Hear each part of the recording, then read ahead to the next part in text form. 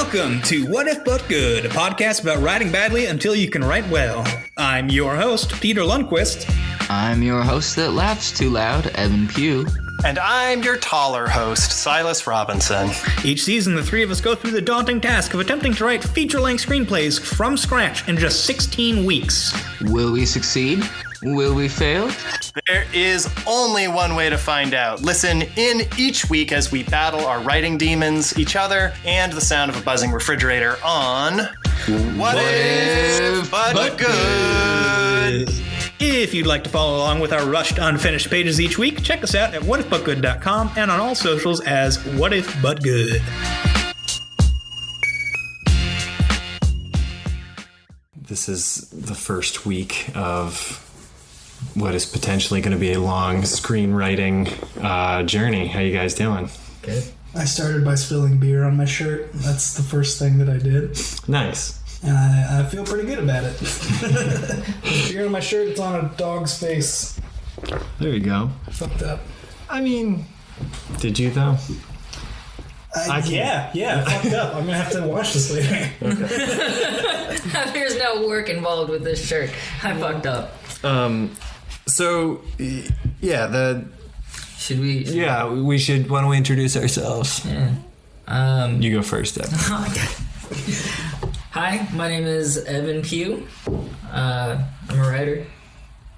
I'm Silas Robinson. I'm not a writer, but I really enjoy writing, and I wish I did it more often. I'm Peter Lundquist. I write professionally, but not creatively. I'm a copywriter, and I'm trying to be more of a creative writer. Nice. This was...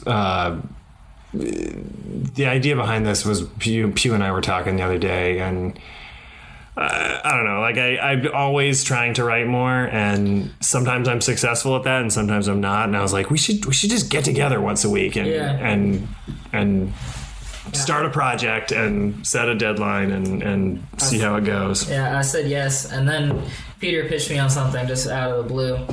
And I was like, you should get down on this. This sounds like fun. Yeah, so, definitely. Here we are. It's a challenge, it's an experiment, it's an audio recording. Yeah. That's what this journey is. And more than anything else, it is a podcast no one is going to listen to. So I probably won't listen to this. Yeah. I will, because I'm going to be, taking care of the audio. I will be forced to listen to this. However... Basically, the what we're gonna be aiming to do is write a feature-length screenplay, and episode by episode, we'll go through our struggles and travails. Right, boys? Yeah. I think just check in and listen. I'm always working on a screenplay. I've never not been working on a screenplay, and usually what that means is that there's like a haunted Google Doc, which like idea graveyard. Yeah, sometimes is delightful and sometimes is like, just the saddest thing to see in my open tabs. And I don't know, I just want someone to talk to about it. I frequently have like ideas documents that say last edited 6 months ago or something, and I'm like, I've been telling people at parties that I'm working on that. Not working on it. So. Yeah, exactly. Where you're just like that whole last modified thing. The point that was invented, guilt over the fact that you haven't been writing over something that was invented. Yeah. Because it's like on the typewriter, there was no way to be like, I haven't written pages in a few daes. Yeah. There's no way to like keep accountability on that. Yeah. Now there's a goddamn timestamp. Yeah, I know. What do you guys want to write? Do you guys have ideas? Yeah. Okay. Yeah. I have I was reading a sci-fi story, and I was falling asleep one night, and I was really pissed off with the story. I didn't really like it, and I was like, I could do better than that. So literally, as I was falling asleep, I couldn't fall asleep because I kept thinking of like what the next act break was going to be in my imaginary story. And then I woke up and wrote it all down. And so now I have... I have one up on you guys so far because I have actual like words on paper. Not to brag. Asshat. I have words on other paper. Actual paper. On It's got actual real paper. I got a Google Doc like we were talking about. Haunted or otherwise. Okay, cool. So you're basically taking you're using your starting point is a shitty sci-fi story, and Yes. then you're kind of going off and you're zagging where they zigged and improving on it. It's no, it's just it's in the same kind of genre. It has no plot points or similarities at all to the other story. It's just I was thinking like It's like a springboard. yeah, it was just my frustration with how bad some sci-fi is. I was like, there needs to be good sci-fi, and I don't, sci-fi isn't really my genre that I write in the most. But I was like, there needs to be better stuff, so I'm going to try to do it. Yeah, I had in the past couple of years, I had two separate experiences where I read books that I have consistently seen on the top 100 sci-fi novels of all time that I thought sucked ass, which was both frustrating and liberating. Because on the one hand, it was like, well, it's kind of. I spent all this time slogging through this stupid book, and who are these people who put this awful thing on all of these lists? Who are these people? But then the other angle of it was like, it's kind of cool to know that if these books are on these lists and they're really shitty and bad, probably most books are bad, which was really exciting to me because I've often felt guilty about not reading more books than I do, and it was exciting to just know that I could 90% of books probably are not worth my time. I remember reading a book about art criticism in college. I think it was Ways of Seeing, and one of the opening, I think in the foreword, maybe the second or third sentence was something like, the problem with art criticism is that most art critics don't realize that 90% of art is not worth it. And should just be thrown out at the first sight. Yeah. So that's what makes this really interesting is that, we're not trying to create masterpieces, I don't think. Yeah. We're not trying to be the voice of the generation, but at least, hopefully it'll be something entertaining. Yeah. What about you? You got a big idea? What if John Cassavetes directed 500 Days of Summer? Okay. All right. Something along those lines. Gotcha. That was kind of my question. It was like something in close, intimate, and personal. A boy meets girl story. Mm-hmm. That's what I decided I wanted to work on again. Cool. And do you have characters and sort of plot ideas and stuff at this point? Okay. Hell yeah. Oh, okay. Nice. Are we getting all the way into that? Because we talked about the structure for this before we started recording. Yeah. Where we each are going to share what we have and then discuss it. Well, now My Life in Los Angeles is the title of it. Terrible title, by the way. Peter has convinced me of this multiple times. Working title. Apparently I haven't convinced you fully. No, not at all. It's a romantic dramedy centered around the lives and relationships of Steve Wilson and Rebecca Eastman. And they are two people who knew each other in high school, not well, and then drifted apart, fell away. We're friends on Facebook because that's always how it works. Mm-hmm. But through mutual friends that they meet incidentally, she gets brought on at a place where they're working, and they become friends, and then they meet, and Steve and Rebecca meet through those two friends who are dating. It's kind of like this nesting doll thing where it just kind of winds up happening. But it's less about that boy meets girl, boy loses girl, boy gets girl back flow. It's more of figuring out how to make it interesting for them to meet later. Right. In the structure of it. And turning their romance less into from an A story into more of a B story that kind of starts later and moves into being the big climax of it. Gotcha. With the marriage of those two things, instead of it being solely, it's more about them sharing separate screen time, I guess running time, about living their separate lives and how they kind of come together. Okay. Because I've always loved like incidental things like Magnolia and Amores Perros or Not Crash. Bad example. Good movies that are structurally similar to Crash. Yeah. Babel, is that one? I haven't seen it. It is one, but it's not a good one. It was cool. Like, it was cool in that it was better than Crash. Yeah. So if you've recently seen Crash, it was like, oh man, this is much better. this is refreshing. Yeah. But oh god, what is that director's name? Because he did both Amores Perros and Babel. Was that Inarritu? Inarritu? Yeah. Because Amores Perros was like one of his first movies. Yeah. And it was all like these like intertwining lives in like Mexico City or Guadalajara or something. And he was really into those like interconnecting stories starting out. But I just like the idea of two people meeting again after a long period of time. Right. And maybe starting the movie with like a small scene of them in high school and when they actually meet and just throwing that whole meet cute thing out the window. Right. Or retooling it in a way that's like you have them meeting for the first time in a non-incidental way and then meeting again in a really meaningful way. Right. Where it's the same boss, you're just a different character at this point. Now, you mentioned 500 Days of Summer, which is like an extremely goofy movie. It's very funny, and there's a lot of like, I don't know, magical realism, you'd say, in it. Is that something that you're going to try and tap into, like the comedy and the goofiness, or are you... I'm not sure yet. Okay. I honestly need to...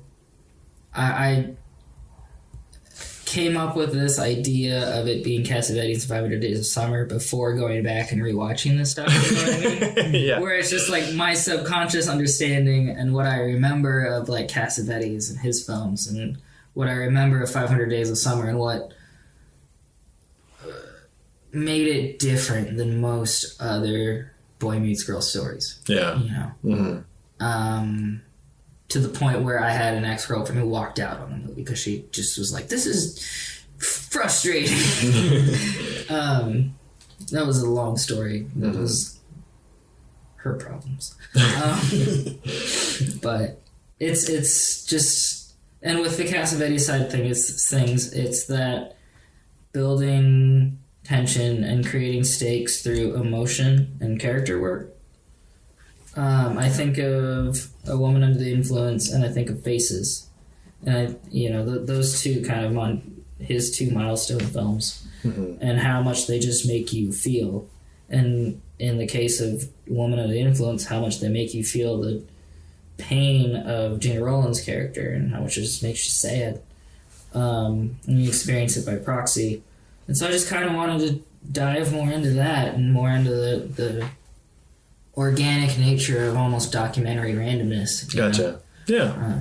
Experiment with that. Cool. I was hoping one of us would go for romance. Yes. Yeah. It can't all be sci-fi.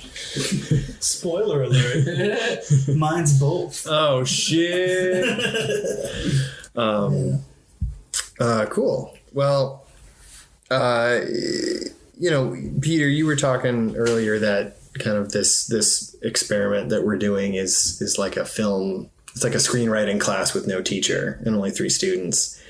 And I think it's a really good analogy. And it was kind of fun to know that 10 years later, reintroducing homework back into my life, it has not changed in that I put it off to the last minute and don't really have anything prepared.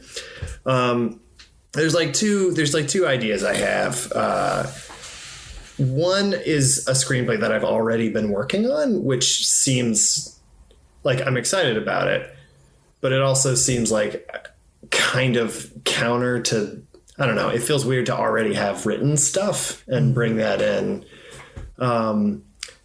Like, I feel like if I was going to use that, I would really want to start over and like kind of work at it from scratch. And the idea with that one is it's a story about 3 witches that live in a city and have a small business together. And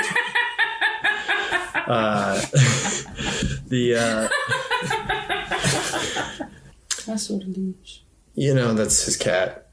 For those of you listening at home, Sortilege is his cat. When I write, I always start with the plot. Like I always am thinking about structure and beats and act breaks.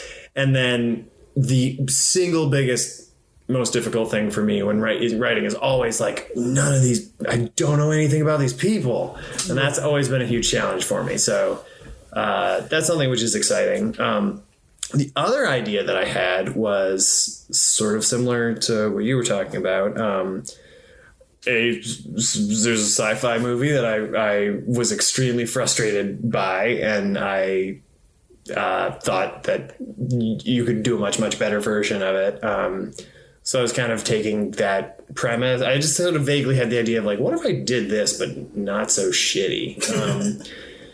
And the other reason I was attracted to that idea is because if there's one thing I've written that I'm like really proud of that I think turned out really good, it's like the one thing that I've finished that feels like I could show it to people and it's, I like it a lot, is the stupid writing challenge I did for no reason, which was to rewrite the Star Wars prequels, but good. And I can't change anything that happened. Like it has to have exactly the same timeline and all the characters have to do the same things and it just all gets recontextualized. I wanted, so the vague idea I had for this other thing that isn't the witch's story is a science fiction heist where which involves sort of going into some sort of chaotic alternate world, like sort of a dark world or a phantom zone or something like that.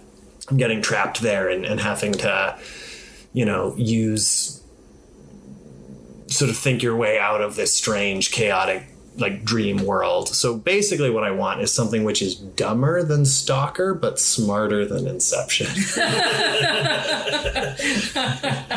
And I don't have any characters and I don't even know sci-fi wise how I would fit it in. And it's just like, do another Inception one, but maybe dumber than Stalker, maybe more exciting than Stalker and smarter than Inception.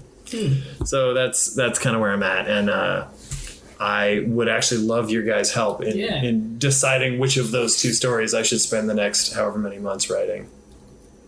Well, one thing before we, pick something concretely, one thing that I wanted to comment on for both of you guys was I think that you both have the thing about the story that excites you already figured out. Mm-hmm. And I think that's really important because a lot of times that I've written something, it's just been to get something on paper, and the thing that excites me about it is that I'm doing it or that I think it's fun. Yeah. And I'm like, okay, here's another joke I can put in, here's something funny, whatever, or here's something exciting, or here's something dramatic, and I don't have what really motivates me about the story, so it's hard for me to come back to those stories. So I think now that I've addressed that let me push that aside, I think it's helpful to kind of choose, not to be like sappy or whatever, but like choose with your heart, choose what you most want to see on the big screen or on the small screen or even just on a sheet of paper because you've completed it, and I think what I find most interesting is not necessarily what you'll find most interesting. And we can give you feedback, Evan and I can give you feedback on like what you're writing so far and what you want to pursue, but we can't really tell you like no, do this story because it makes us happy. Right. You got to pick the one that you're going to want to write. Sure. I guess, yeah, that's the thing is like when I was trying to think about... I still like to put in a vote, though. Okay. All things considered, I still have to vote. Thanks, Evan. I appreciate that. I appreciate that someone's looking out for me out there in that big, scary world. When I was sitting down to be like, I have a list of like 15 log lines for movies that I was going through to try and just think about what I wanted to write for this, and there's some fun ones in there, but the thing I was like, okay, so what movie would I, if I saw a trailer in the theater, what would have to be in that trailer where I would go like, oh my god, like I have to see that movie. And guys, like, I don't know when I got so cynical, but I just realized, like, I don't even know if I like movies anymore. Like, it's been so long since I've seen a movie that I actually liked in theaters. Like, it was that I just was thinking about that. I was like, what trailer could I get excited about? I don't even know anymore. I really liked the trailer for Sorry to Bother You. Yeah. I think that was a perfect trailer. That was a really good trailer. It doesn't answer your question, Mm-hmm. but I think it's like, helpful. Yeah. Well, for me. one of the things I liked about Sorry to Bother, like the trailer for Sorry to Bother You, though, was it was like, oh, here's a topic I've never seen handled in a movie before that's being made by people who are familiar with that topic. Yeah. Like, I couldn't write that movie. Like, I don't have that life experience. I'm not black. I was a telemarketer, actually, so I could. You could I could do that. You could that address part of that. it. Yeah. I'm sorry. Go ahead. Oh no, it was just kind of shocking for me to be like, wow, like there's way more content now, and it's a lot harder to get excited about things because you're exposed to so much more stuff. Right. Because I look back on, when I was younger and I guess a kid, like 16, 17, 18. Yeah. And how excited movies would make me, just like that passion for them. And I'm just like, where the fuck did that go? Because it's just like, I used to stay up all night watching like 3 movies back to back to back. I'm just like, why can't I do that anymore? Well, part of it is you're 30, like, like I did the same thing, but it's like, well, I was on summer vacation. I don't get that anymore. That's true. Okay. Yeah, but I definitely know what you mean, and it's fair. I mean, listen, I think it would be very easy to just blame Disney. Yeah. I definitely have thought of like the number of Marvel movies I've seen since high school and how many of them actually made me stoked. Yeah. And it's just so many hours of being like sort of just above not bored in the movie theater. It just makes me tired thinking about it. On the subject of what you were talking about earlier, where it's like, with Sorry to Bother You, it's an experience that these people were uniquely qualified to talk about.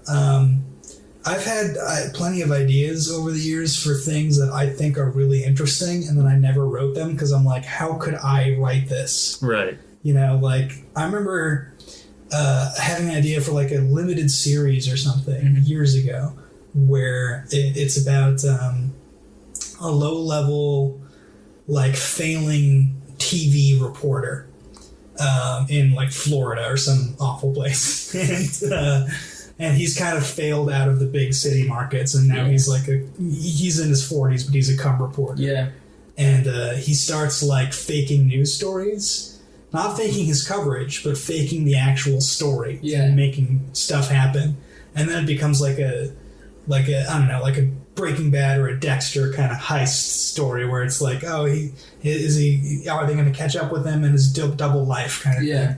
And I thought that was interesting and cool, and it said a lot about fake news and blah, blah, blah, blah, whatever. And then I'm like, I've never worked in a newsroom. Why would I be the guy to write this? The thing about something like that is that it takes a lot of research to get a job to get a piece like that done. Mm-hmm. And if you don't give a shit about what you're researching, it's kind of like, you know, because you have to be, if you want to write something that you don't know about, you have to be passionate about learning about it. I don't want to learn about Florida. That's why I chose not to do a biopic of Powhatan, which I think would be a fantastic movie. Your ideas are great, but I want to hear the sci-fi one. That one kind of piqued me. So I would push in that direction. Okay. And I mean, it's something brand new, so it's just like... Yeah. But at the same time, you do want to... If you want to finish The Witches, you should probably keep going with it. Yeah, I mean, I think The Witches... I don't know. I mean, if the purpose of this exercise is to get me writing more consistently, like okay, this is weird. For years, I've had a fantasy about teaching a screenwriting class, and like the first thing that I always say is, like, raise your hand if you have a screenplay you've always wanted to write. Okay, do not write that screenplay in this class. Yeah, it's going to be too precious. It's going to be too close to your heart. You're here to learn how to screenwrite, and you need something stupid that you don't mind gutting in order to do this. So, and in some ways, I think it's sort of a benefit to not have something that I'm so invested in. Yeah. I mean, that's, I think, why I had so much success with that stupid Star Wars thing is, I mean, for one thing, a lot of the work had already been done for me. And I didn't have to decide what happened next. Yeah. And then also just like the stakes were lower because I knew it was stupid. So it wasn't like, I didn't spend so much time thinking like, is someone going to make fun of me for having written this? Like, this is going to bum somebody out. And I was like, well, who cares? It's Star Wars fan fiction. And so I think I just was much more fast and loose, and that's why I finished it. And that's why I think it turned out pretty good. So on this note, I think we've kind of covered two of these ideas fairly completely, or if not Silas' specific idea, at least what is driving and motivating him and where he's going. Yeah, let's hear. But let's hear. Push in a direction. Let's hear yours. Let's hear more about yours. Okay, so I'm a little type A with my writing, and Silas mentioned earlier that that he tends to start with plot, and that finding characters that interest him can be more challenging. For me, when I write for something serialized, or I'm planning to write like a TV show or something, I usually start with characters and scenario, and I don't think about what the plot of the pilot or the first season or whatever. I don't think about what those things are at all until I have like a complete pitch deck for the show. But with movies, I think it's different because you can have, or for me at least, you can have characters that you're interested in, but there needs to be something that you can explain briefly in like a newspaper clipping, like why people would want to see it. Right. And like what's interesting about it. So my idea, which I wrote copious shit about already, I have a 600-word pitch that I will not read. Maybe I can read it later to you guys. But to paraphrase, it's a sci-fi romantic comedy about the last two independent thinkers, literally, in the world. Because the rest of the world has alien brain worms. And these people are the only ones that think independently. So, plot-wise, for a lot of it, it's the content of what actually happens in the plot is pretty out there. But the beats, more or less, in my mind at least, are a fairly standard romantic comedy, where there's like the meet cute, and then they have a relationship that's founded on the wrong principles, and then they split apart, and then they have they become better people, and they come together. I didn't mean that, They join together as improved people, and I think the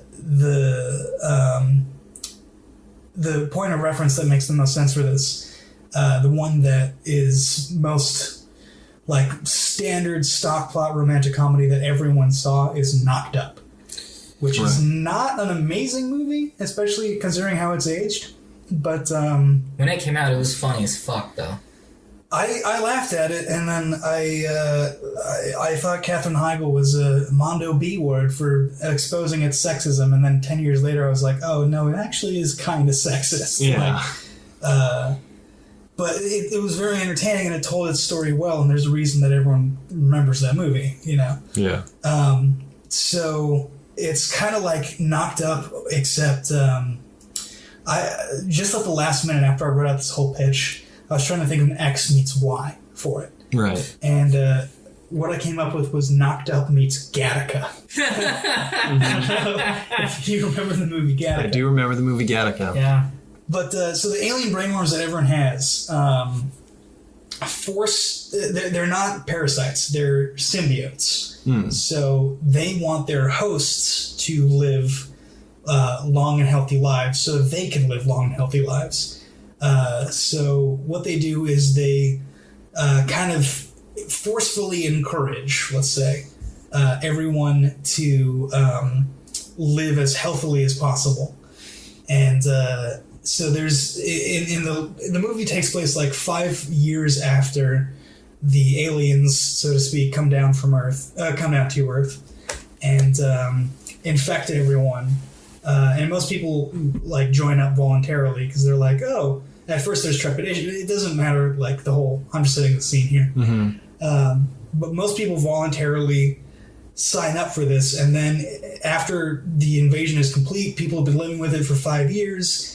Like everyone is like a YouTube wellness guru. Like they just go on casual 10-mile runs and they drink kale shakes and they process conflict very healthily, and everyone gets along, and it's like a kind of a utopia, but a really annoying utopia if you're not part of it. So this guy, the main character, or the co-lead, I guess, is like the last holdout in his city. He's the last guy who's like, no, I'm not signing up for symbiote. I like my life, and he's like a schlub. And he has had to kind of... I picture him kind of like Will Forte in The Last Man on Earth, if you've ever seen that. I picture him having to like gradually just become more and more secluded. Like he still works a job, he still, does everyday things and has friends and whatever. But everyone else is a YouTube wellness guru, and he's just like this guy who wants to, watch cartoons and eat pork and drink beer and whatever. And he's like, I don't care if it makes me healthier, I don't want to do it. So anyway, that's the one character. And then the other lead is a woman who, as soon as the invasion happened, locks herself in a bunker. And so those two people, like Hedonism John and like Hedonism Apocalypse John. Jane, are now each other's only option. And she locks herself in her bunker, and she runs on a treadmill to power the lights, and she grows hydroponic crops, and she has like totally vegan and whatever. And she comes out into the world, and they find each other, and they're like, oh, we're the last two people like us that there are, as far as we know. And so their initial relationship is just kind of like a not a Stockholm Syndrome thing. I'm trying to think of like a trauma bonding. Yeah, sure. That kind of thing. Right. It's not immediately like sexual and oh, you're so hot. It's like, oh my god, another one. We made it. Yeah. I thought I was the last one. Yeah. And then so then the second act basically is like the second half of the second act is like after they've gotten together, it's she learns to give up some control of things, and he tries to improve his life. Like, he starts working out and whatever, but he is doing it for the wrong reasons. He's doing it just to keep her, because he just wants her, and she's doing her things for the wrong reasons just because she can't give up control of everything that she's taking control of. So, and then they confront each other, and then they go off their separate ways, and they think it's over. And I was really inspired. I don't know if you guys have seen The Good Place. I have, yeah. I'm not caught up. I've seen through season 2. Same here. Yeah. But Netflix man over here. Yeah, Netflix boys.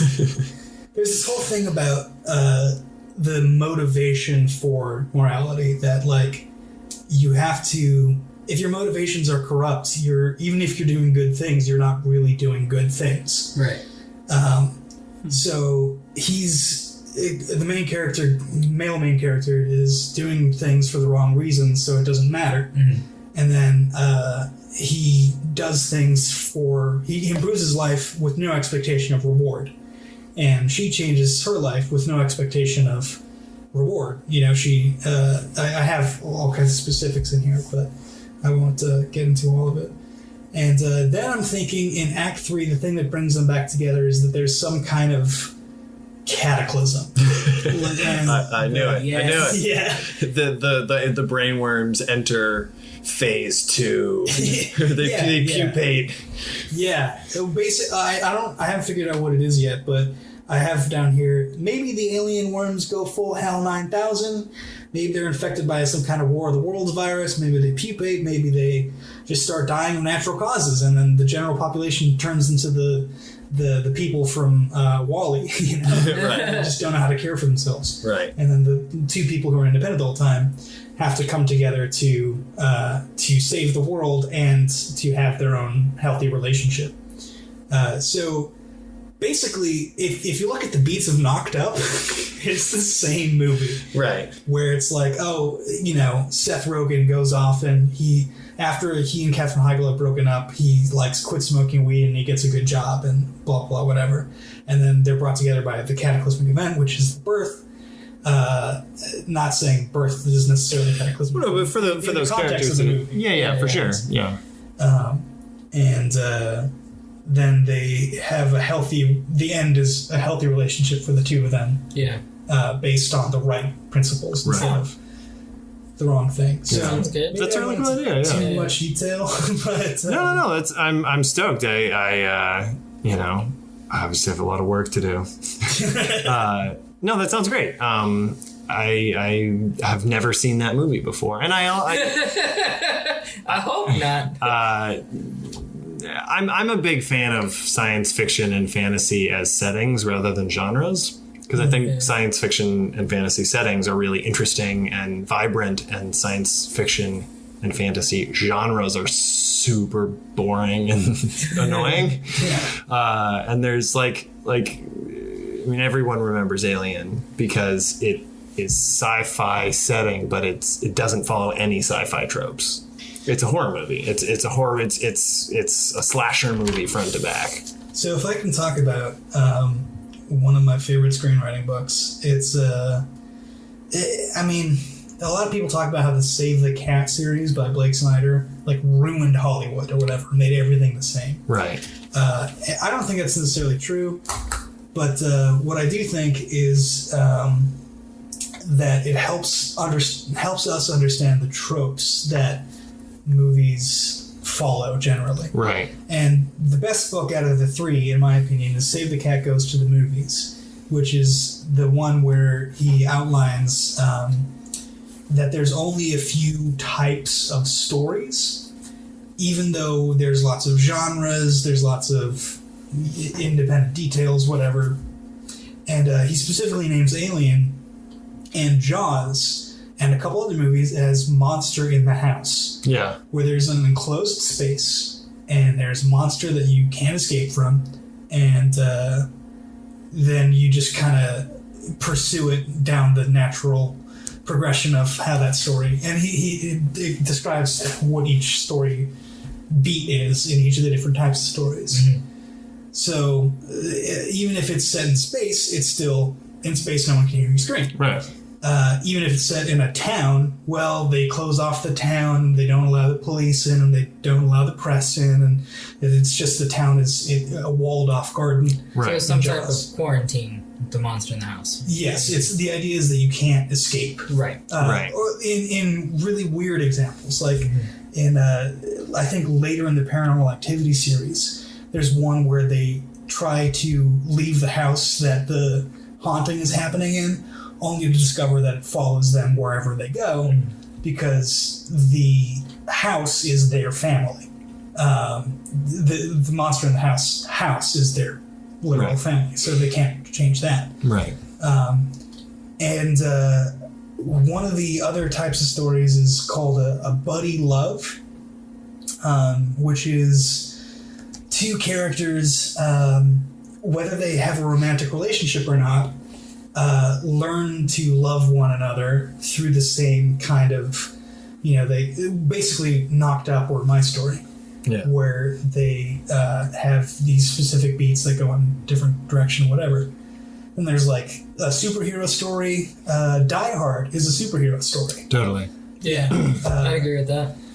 Anyway, so I think, not to prescribe homework or anything, but I think it would be good to think about what other kinds of movies share the story that you want to, because I'm very formal in my writing. I like to think about the structure and the influences, and not just what I like about the story, but why people will stay tuned in for the entire time. Right. And I guess my contribution to the group will be that type A focus. So what I was saying before was, Peter, I think you made a pretty good segue in that I'd love to just chat for a minute about what everyone's process is. I think the three of us have pretty different approaches to writing that we've taken so far. I'd be interested to hear kind of what you guys tend to do. I'll start since I brought it up. I always think about plot first because that's just where my head goes. I spend a lot of time thinking about plot. And then usually from there, if I'm being a good boy, I try and flesh out the characters and get a sense of who they are and figure out which beetle each one is. And then I always, when it comes time to actually start writing, I always start with Act 2. And then because I feel like when I start typing and I'm like, Act 1, Scene 1, I just feel like Act 1's are really fun to write because everything could maybe pay off later. And it's like, ooh, a mysterious box. Ooh, who's that guy? And then what ends up happening is 40 pages later, we break into Act 2. So I always start with Act 2. And once I feel really, really comfortable with that, this is good, I am fully committed to all the things that happen in this, then I can go back and set it all up and then finish it off. I tend to start with character, maybe. In terms of coming up with an idea, it's kind of a weird process. I don't know where it comes from. It's for this one. My process started with what do I want to write? What do I want to write about? And it went from there, and then I built characters because I feel like you have to know who your characters are in order to know what their actions will be, because their actions make the movie. Right. And if you don't know what who your characters are, they won't make true actions, or you'll be trying to shoehorn things into them, and that doesn't work. And so I always start with character first. I do a lot of that work until I kind of put the central focus on character work while also figuring out the plot, scenario, beats of it. But that's always kind of secondary at first. And it's only to kind of help it move along, and it doesn't move along unless I have more character growth and character understanding. So that's kind of where I'm at, is that I've done a lot of character work so far, but I haven't done much in terms of plot. Cool. So I like to start with just like the barest nugget of what I find interesting about the story. The dankest nugget. The dankest nugget. The cushest nug. Is that what they say? I'm not the kids in their slang. And then I like to write out a little bit about basically a pitch deck. Like if I'm imagining that I'm trying to sell the screenplay to somebody, like regardless of where I ever see it going, I just like to think this is good work to do. It's good pre-work to do. Yeah. What do people? What do I like about this? Mm-hmm. What would be appealing or entertaining about it? Yeah. So I do that first, and then I write like a pitch treatment where I actually already kind of did this, where I don't really lay out the story beats exactly, but I say like roughly what happens, and then I do a full beat sheet that starts with like the most basic beats and then expands in between them. So it's kind of an outside in thing, where I know. Like the turn here, the turn there, the break into 2, the break into 3, the climax, whatever. Right. And then I write the individual beats scene by scene, and then I will. I have to have a really detailed idea of what the whole story is going to be before I'll start writing it. I'm right there with you. Yeah, if I get into the guts of the scene and I don't know what the scene immediately coming afterwards is, it instantly goes off the rail. Yeah. Yeah. I will just get excited by something that isn't the movie and just be like, ooh, but what if they were gangsters in it? That's why I do note cards. I know this is something I think Blake Strider talks about in Save the Cat, is doing note cards for every scene and having like location, short description, and then having conflict. Who's in conflict and what's the plus minus of the scene, like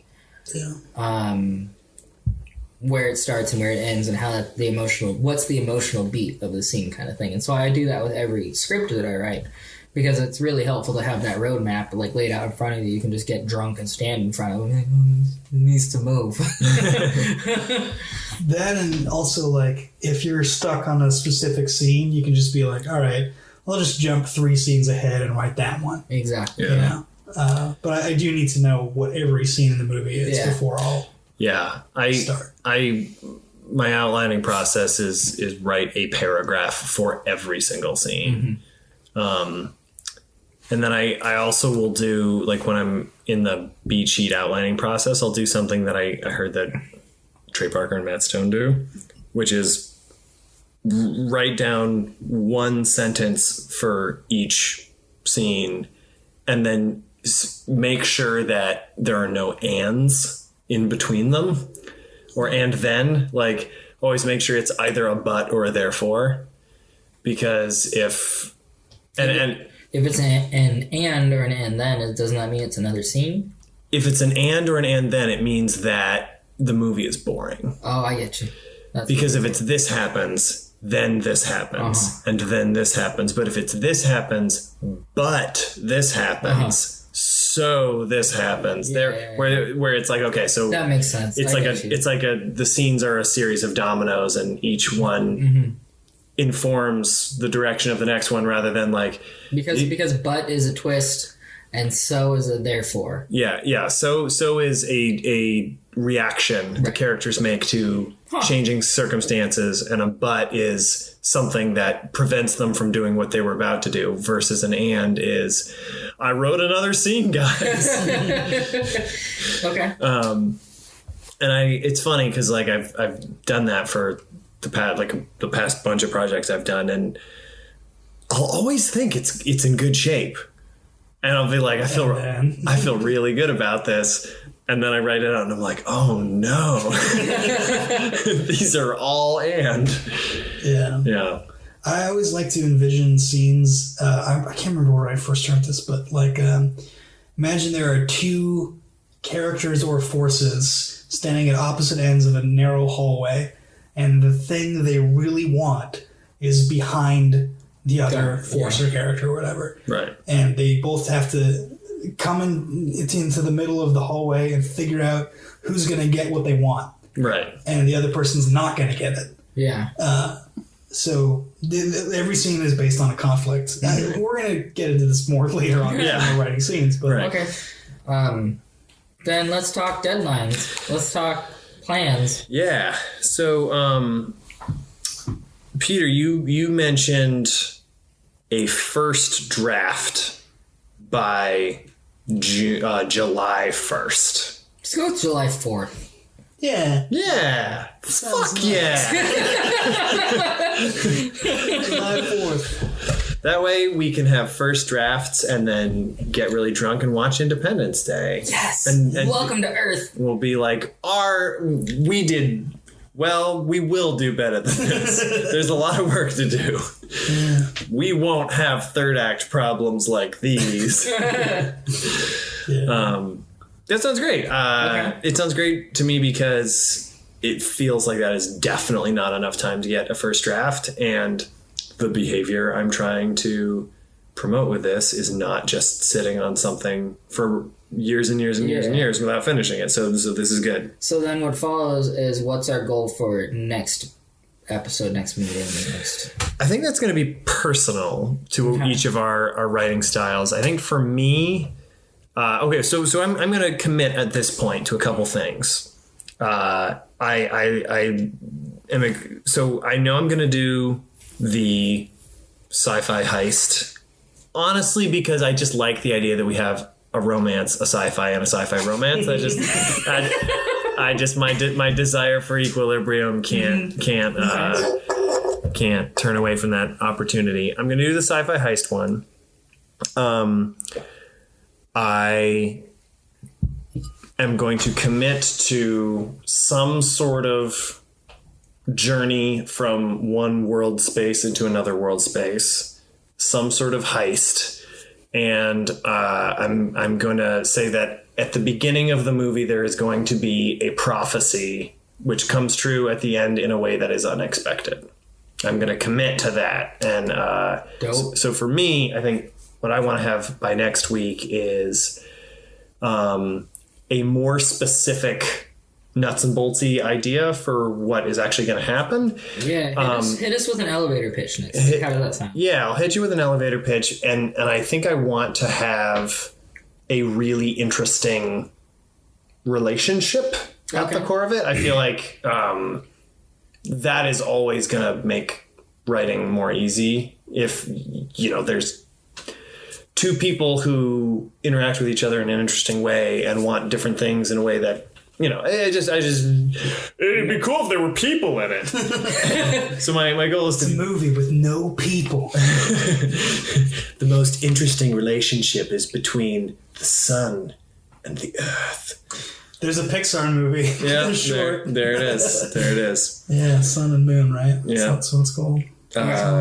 Which was kind of a rip off. Oh no, different one. I was thinking of the Moon one where they. Anyway, it's fine. Anyway, it's fine. Doesn't matter. What about you, Peter? What do you want to have by next week? I think I'm gonna want to have, because what I have right now is basically like a pitch. I want to have more of like a treatment / deck / Bible, whatever, that goes into who the characters are. Because right now I only have 2, and I know that there's other people in this movie. It goes into the characters and describes like what their motivations and unique traits are. Mm-hmm. So kind of an expanded version of what I have now. But what I have now is like about 1.5 pages. I think I want it to be like 3-4 pages of just information about the story and the characters. Nice. What about you, Pew? I'm gonna aim for a beat sheet along with complete character sheets. Nice. Because I have character worksheets that I work with. They're like 2 pages each, and they're all pretty basic and establishes the good stuff. Background, goals, desired job, and then cast design, which I really like doing, which is like feels this way towards this person, feels this way towards this person. So doing that and having that like emotional set point for everyone is good. But I'd like to have a beat sheet done by next week. That'd be nice. Yeah. Cool. Get that shit knocked out. Sweet. Yeah. Going into this, what are you guys most excited about and what are you most nervous about? I guess I'll start. I haven't written a feature since college, which was a long time ago, not to date myself. But I'm excited about having a story that, when we were talking about Sorry to Bother You, it was like these people who made this movie are qualified to tell the story. I think that I have improved and destroyed my life in a couple different cycles before. Yeah. And I think that I have a story that I want to tell and that I look forward to having completed. What I'm most nervous about is probably just getting to a specific point in the story or the process and just kind of fizzling out. Yeah. Like not being committed to it anymore, even though I want to see it. Like there's just been so many projects that I've started and just kind of been like, well, maybe it isn't for me, or I find an excuse and get out of it. Right. Which, for a movie about personal betterment, it's kind of a downer. What about you, Pew? Excited and I'm just excited to be writing screenplays again and be given a reason to. I've spent a lot of time working on fiction, feeling like that was the route to go, and then it was just like this got dropped in my lap as an opportunity to write in a screenplay. And what I'm most nervous about is what a finished product that I like is going to make me do in terms of like trying to get it made. Right. That's what I'm most nervous about, is that I'm going to like it. I'm scared I'm going to like it. So. Well, that seems like a good problem to have. Yeah. No, I'm not too nervous about this shit. I mean, it's all about us coming together and making that commitment together. Yeah. Of doing this and going through with what we're saying we're going to do and hitting record every week or so. Yeah. For me, like, I just spent so much time being excited about movie ideas and thinking about story ideas, and I have completed one feature screenplay since college, and it's a mess. It's a wreck. And then I did the Star Wars thing. I'm just really excited to have a feature with my name on it that's like here, like physical that you can print out and put Brad's in and shit. If someone said to me, "Can I see something you've written?" I could hand it to them. It's not like, okay, listen, this is Star Wars fan fiction. Right. But wait, like, just it's an original idea that I'm proud of, that I think turned out good. Like that's what I'm excited about. It's a work that you can show other people without having to qualify it. Exactly. What I'm afraid of is honestly, I work a job where I have to work for 12 hours a day, and it's very, very physically tiring. I'm just worried that there'll be like months where I show up every week and it's like, hey guys, I didn't get a chance to. Dude, fucking whatever. Who cares? Yeah, I know. That's honestly the bottom line, right, Peter? It's just like we're here, we're doing this, we're showing up, we're trying. Yeah, I mean that's the whole point of hitting record, because I'm doing that anyway, but it's just by myself and nobody knows about it, and I feel like. Exactly. Yeah. For those of you at home, Evan made a jerk off motion with his hand. That's good radio right there. Yeah. So it's like, okay, if I'm with my buddies and we're hitting record and I'm putting this in a format where like my mom could listen if she wanted to, like, then it's like, okay, I think. The idea that people are watching me has always been a better motivator than any other thing for me to actually do shit. Yeah. And, maybe now when work is slow and I'm sitting around near the set cart, instead of looking at my phone, I'll be like, oh, I gotta write, I gotta work on this beat sheet. That's why I like to write in like cafes or at parks or shit like that. As opposed to well, no, because fuck you, Mr. Thoreau over here. because the idea that there are other people around watching you, right? You know, that's why it's like it's harder for me to be at home where it's like there's both nobody watching and also options for napping. Right. Yeah. Yeah. It's like nobody would know if this just was Overwatch instead. Yeah, exactly. Yeah. Where it's just like, whereas if you're like at a coffee shop or some shit, there are other people, and also you'll get kicked the fuck out if you try and sleep. So yeah. Who ain't been there? I've been on the opposite end of that, kicking people out for sleeping in a coffee bean. So it's just like, fuck. All right, guys. Well, okay. May the best man win. It's all about winning. It's all about winning and writing. That's not true. Nope. It's about having a good time with your friends.